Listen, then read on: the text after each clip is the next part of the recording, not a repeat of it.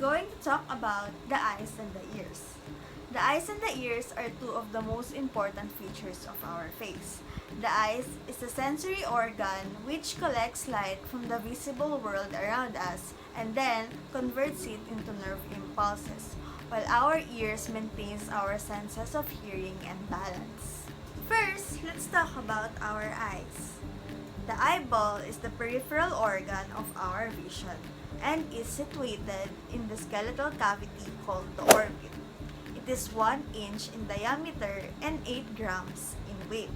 Cavities of the eyeball include the anterior cavity, which contains the aqueous humor, and the posterior cavity, which contains the vitreous humor. There are 3 layers of the eyeball.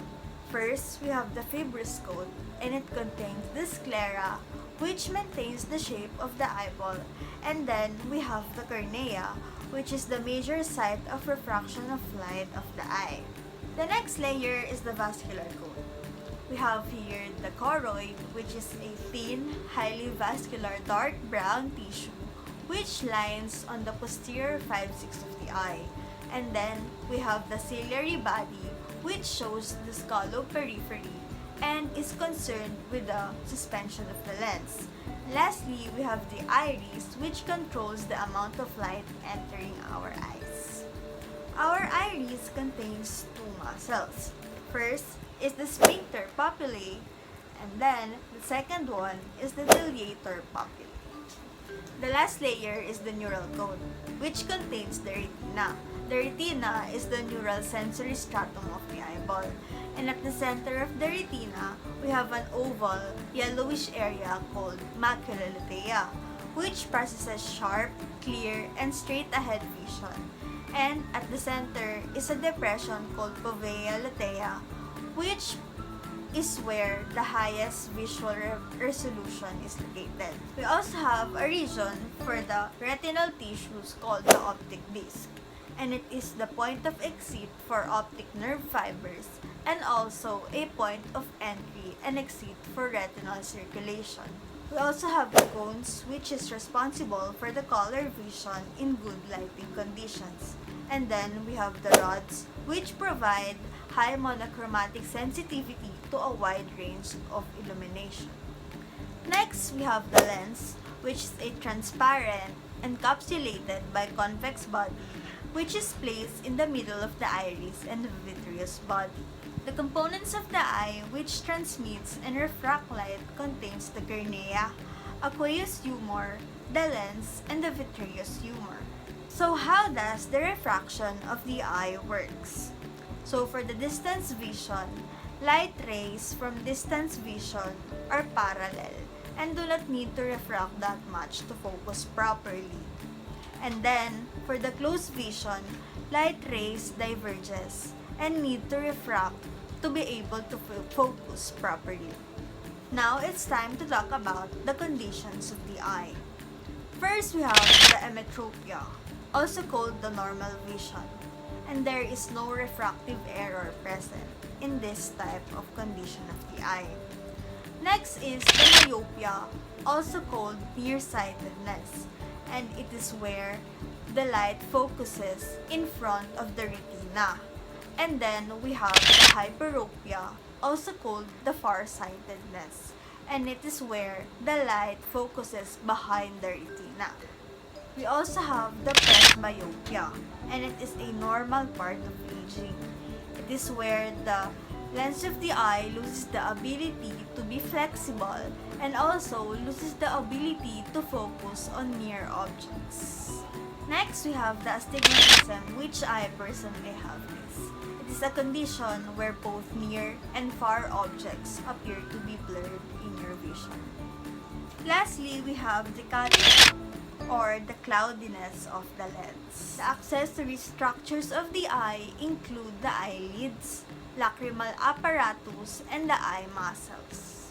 These 3 provide lubrication, support, and protection for our eyes. The eyelids are 2 movable folds which keeps our eyes lubricated with its continual blinking. The lacrimal apparatus are the ones responsible and contain structures for tear production and drainage. Lastly, we have the eye muscles. The eye muscles include the lateral rectus muscle, which is supplied by the abducent nerve. And then, we have the superior oblique muscle, which is supplied by the trochlear nerve. And then, the rest of the muscles are supplied by the oculomotor nerve. Now, let's talk about our ears. Our ears provides us senses of hearing and equilibrium. Equilibrium informs us the position of our body in space by monitoring gravity, linear acceleration, and rotation, while hearing helps us detect and interpret sound waves. There are three anatomical regions of our ear. First, we have the external ear, and then the middle ear, and then the inner ear. First is the external ear. It is the visible portion of our ear and is composed of the auricle or pinna, which collects sound waves to the tympanic membrane. And then we have the external acoustic meatus, which extends from the concha to the tympanic membrane. Now, we've mentioned the tympanic membrane. What is tympanic membrane? It separates the external and middle ear and transmits sound waves alongside the auditory ossicles and then the inner ear. The next region is the middle ear, also called the tympanic cavity. It has two parts.